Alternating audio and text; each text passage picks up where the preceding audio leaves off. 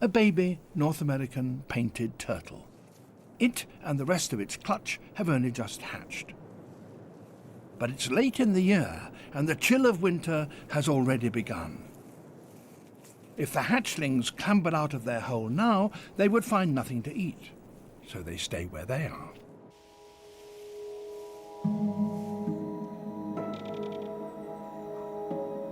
The temperature will fall to -10 degrees. Ice crystals grow around the babies and even inside their bodies, but their tissues are protected by a kind of antifreeze. This would kill any mammal or bird. They remain in this deep freeze for up to 6 months.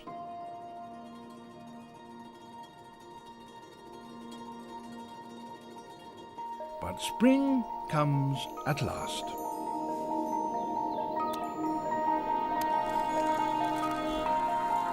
The ice melts around them and eventually within them.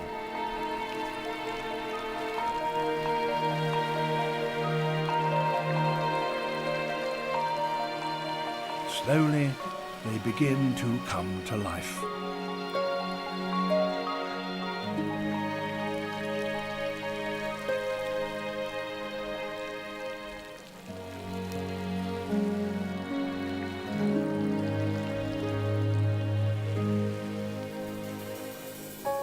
It takes quite a time for them to become fully functional, but eventually they're ready to face the outside world.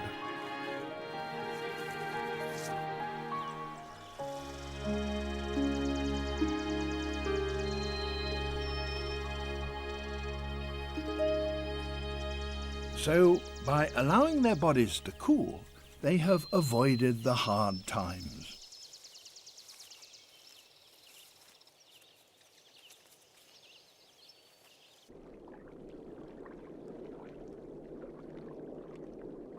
With the arrival of spring, their parents are now preparing to breed again.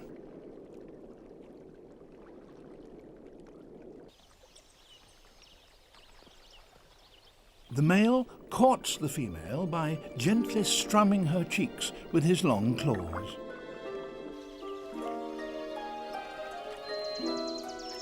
And she responds.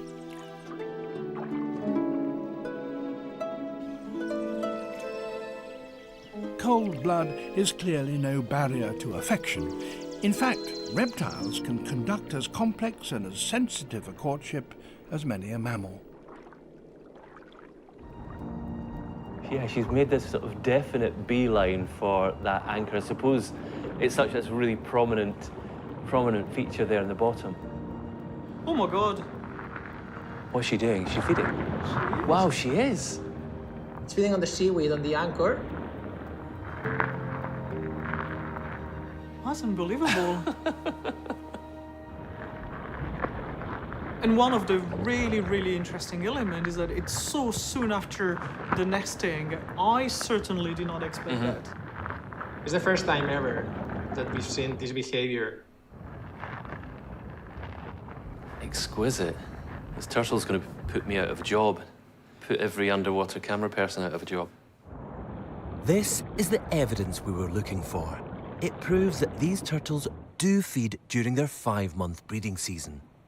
So this marine ecosystem needs more protection. And that can't come soon enough, based on what she films next.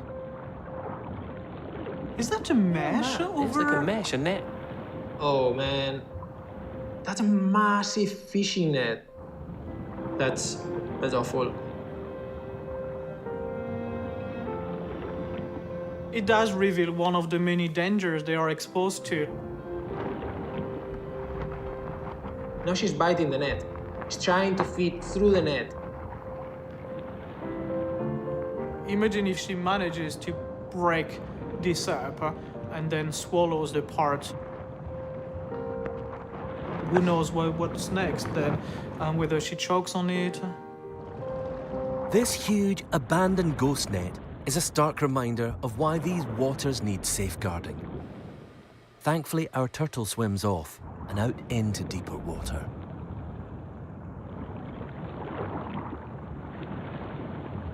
And she feeds again, this time on a jelly-like sea squirt. I mean, this is sort of foraging, sort of constantly grazing that she's doing here. You can see like pieces floating around, so she's definitely like feeding on that. Feeding in this way, is that enough sort of food for her in a day? She's constantly just browsing her way through the ocean. I want to say no. As you know and you've seen, nesting is really, really energy consuming. So I believe that they top up their reserve right now. Dive and feed complete, she heads towards the surface for a breath. Staying midfield. Oh, another turtle there. It's a big barnacle on it. Yeah. That's an old one. Look how much stuff she has on the shell. She's biting her. He's biting the carapace. I'm pretty sure that our lordhead is chewing off the seaweed and probably the barnacle of the other lordhead. It's amazing to see so much life growing on that turtle, but also following the turtle around, this sort of moving ecosystem. Totally, and when you actually protect the turtle, you also protect all the ecosystem around them, the fish, the entire habitat. You see, if we did not have the camera, but only a tagging device like a GPS system, we would never know that that turtle spent so much time at the surface with another turtle. Yeah. 3 weeks ago, these mile-wide sandbars didn't exist. In another 3 months, they'll be back underwater. But now they provide a crucial opportunity for giant river turtles. They've been coming here at precisely this time of year for generations.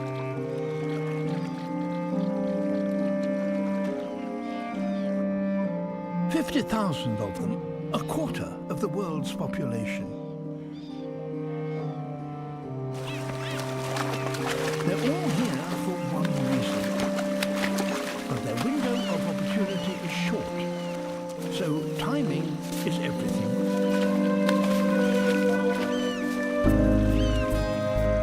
Scaling the 3-meter-high banks will take this female higher and drier than she's been for months.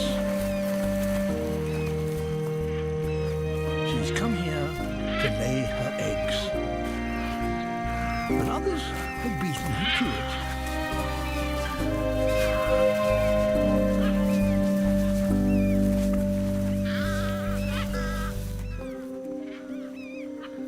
The early arrivals have already claimed nearly every inch of the beach. And there are still many more turtles to come.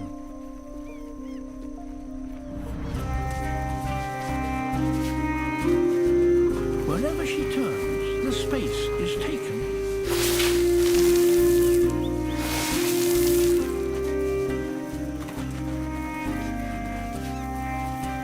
But being fashionably late does have an advantage.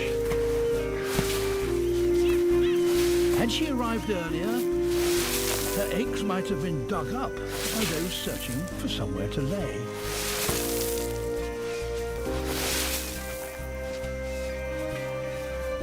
She's found her spot.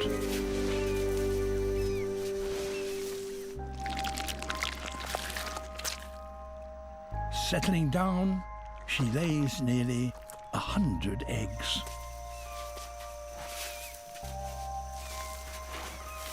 Burying them keeps them safe from predators, and the warm sand incubates the clutch.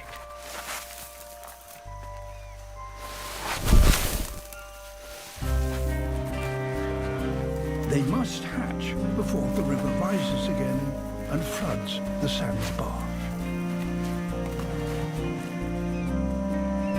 Any turtles that lay after her may have left it too late.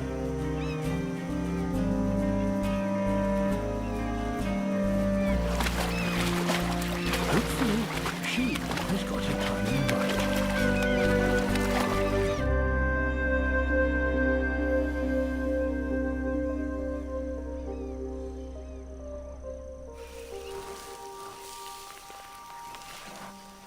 2 months on, and the hatchlings emerge into the world.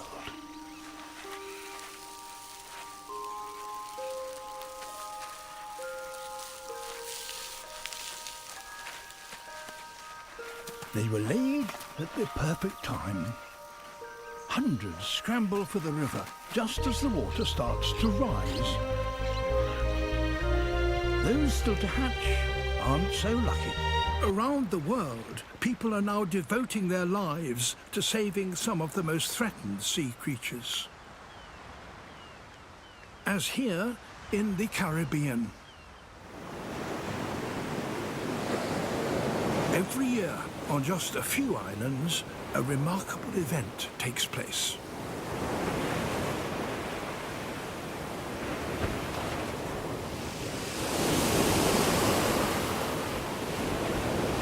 As the sun sets, giant reptiles begin to emerge.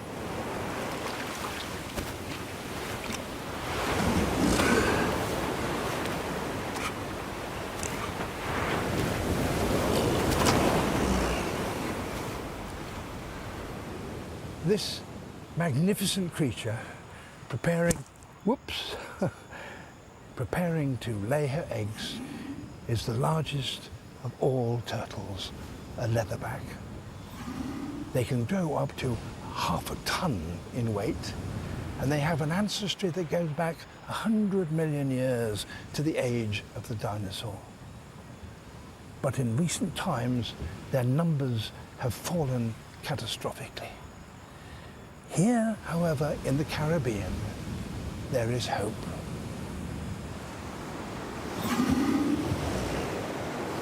Leatherback turtles leave the sea in order to lay their eggs in the dry sand. But out of water, these huge creatures are easy targets for hunters. In a small fishing village in Trinidad, Len Peters has experienced this firsthand. I grew up in a household where the presence of turtle meat was normal. The fridge was always full of it. Everybody harvested turtles, including my parents. It's only when I became exposed to things that were being published about leatherbacks who were on the verge of extinction and nobody cares, that piqued my interest. Len took the leatherback's future into his own hands. He began patrolling the beach at night to protect the turtles. A brave thing to do. We were met with tremendous resistance. People would pelt us at night. I have had persons insult me, I had persons curse me, I had persons physically try to wrestle me with a machete. So it was really a hostile time back then. If Len was going to save these turtles, he needed to win over the whole community. We had to find a way to get the villagers to benefit from the presence of these animals. He began to encourage tourists to visit the beach and trained some villagers to be their guides. To help secure the turtles' future, he took the message to the next generation. Now what's the largest size a leatherback can grow to? Shani? 2,000 pounds. And that's correct. Leatherbacks can grow to 2,000 pounds. Now that's a big turtle. Len's hard work paid off, and now attitudes have changed. Just want to touch base on some of the things we want to accomplish tonight. It took us a while to reach out to the villagers, but gradually we got them involved as well. We got some of the poachers who would be hunting the animals to be part of the conservation program. As well as protecting the adult turtles, the team also collect any eggs that might be flooded at high tide. If the eggs are laid too close to the sea, we relocate the eggs and rebury them. Thanks to the efforts of this community, these turtles have had an extraordinary change in fortune. This is now thought to be one of the densest leatherback nesting beaches in the world. When we started, at the height of the nesting season, the numbers will be 30, 40 turtles a night. Now it's over 500. So we have seen an increase from 40 turtles to 500 turtles a night in just around 20 years. Precious new hatchlings are also given a helping hand. Any that emerge during the day are collected to be released safely back to the sea, away from hungry birds.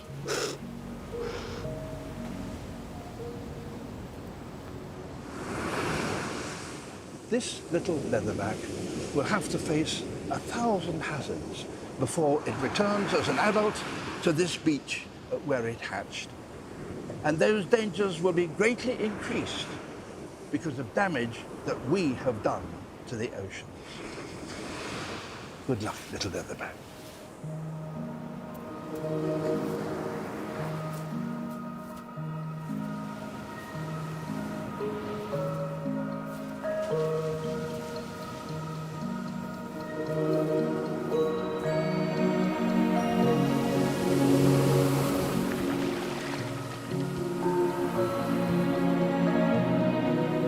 Giant tortoise.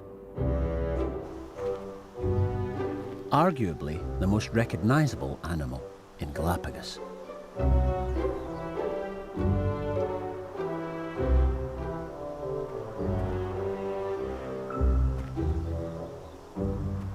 It even gave the islands their name. Galapago means tortoise in Old Spanish.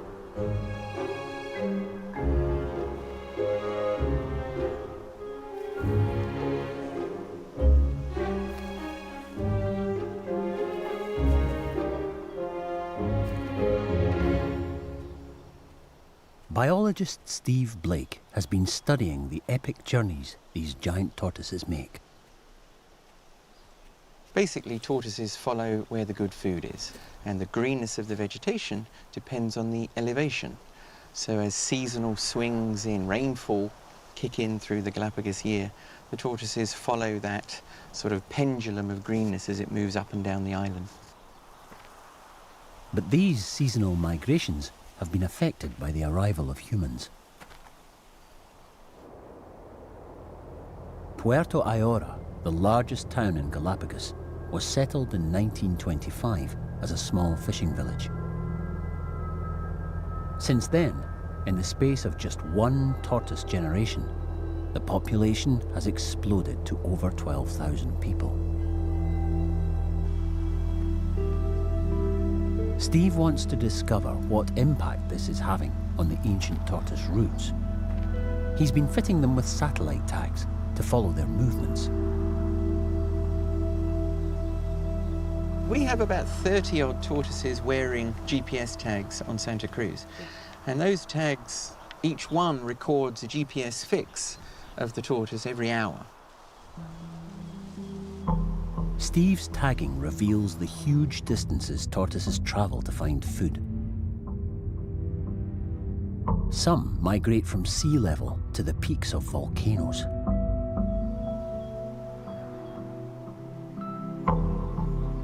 But now, Steve's also discovering that the ever-increasing human population here is having a major impact on these well-worn paths.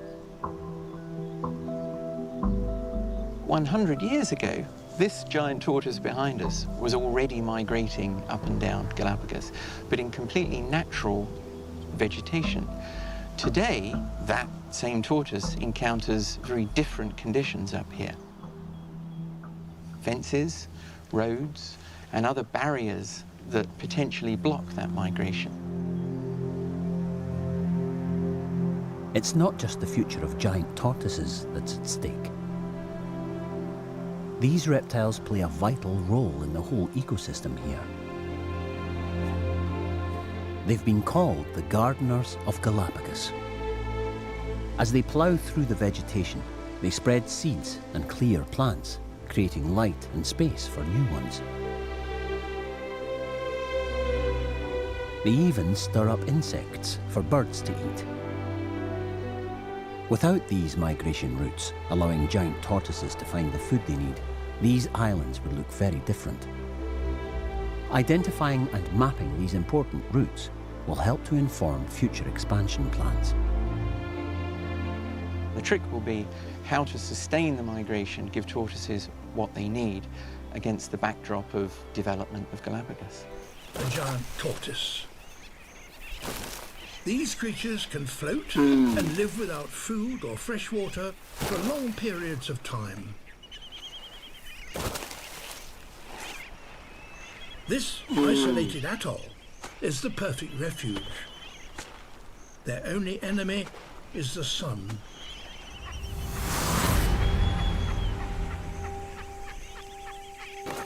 Without shade, a tortoise risks being boiled in his shell. So, after feeding in the cool of the morning, and before the sun becomes too crushingly hot, they have to find cover. All of them.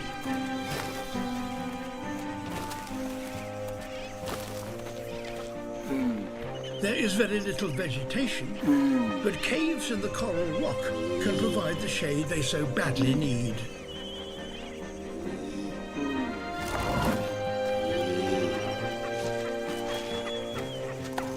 He's nearly there. All that is left is a white knuckle ride to...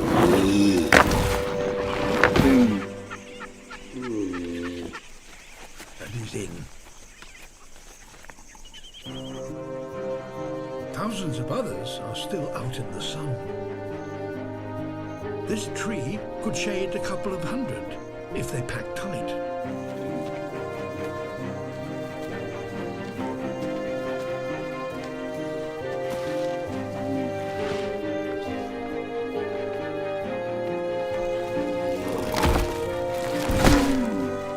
It's bumper-to-bumper parking.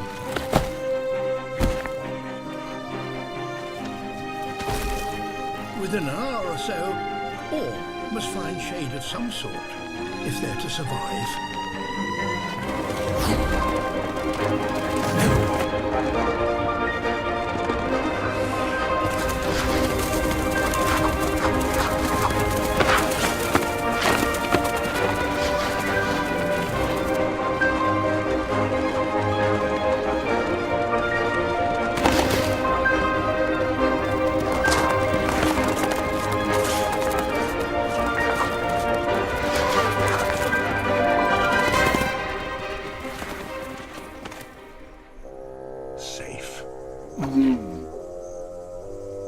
But the future for Aldabra's tortoises is far from certain.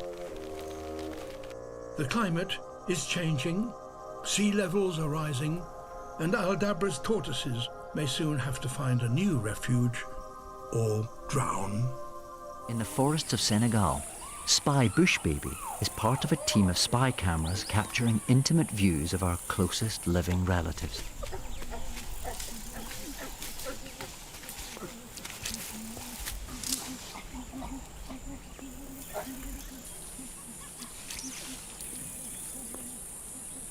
Here, the family lives a charmed existence.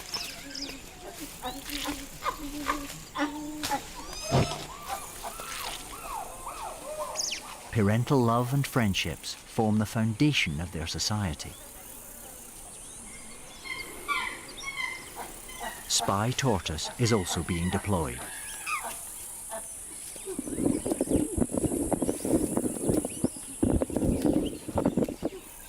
But these are highly perceptive animals.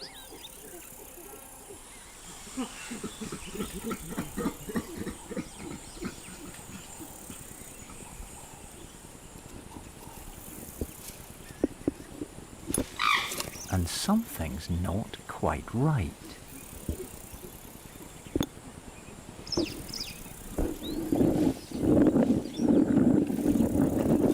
This 5-year-old checks what the others are thinking. They seem equally baffled.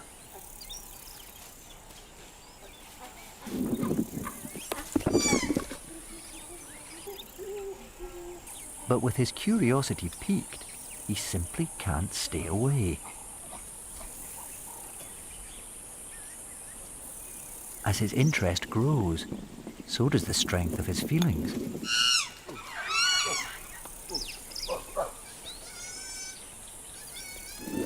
He just has to have Spy Tortoise all to himself.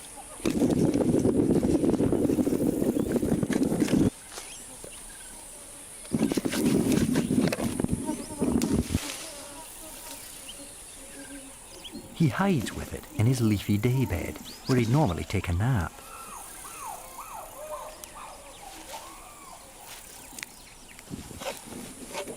But he's too excited to sleep.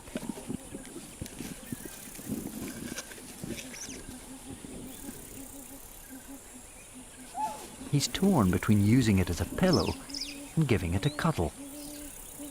It's somewhere between a toy and a pet.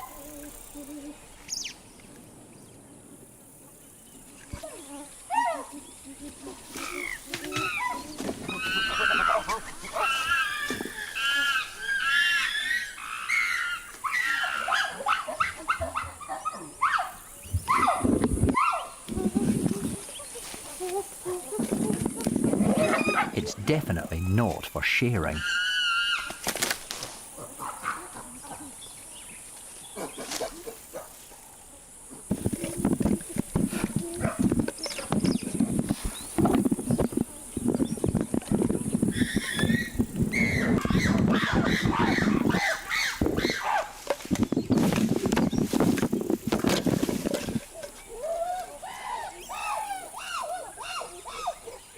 Chimps don't normally have possessions, but Spy Tortoise has stirred new emotions.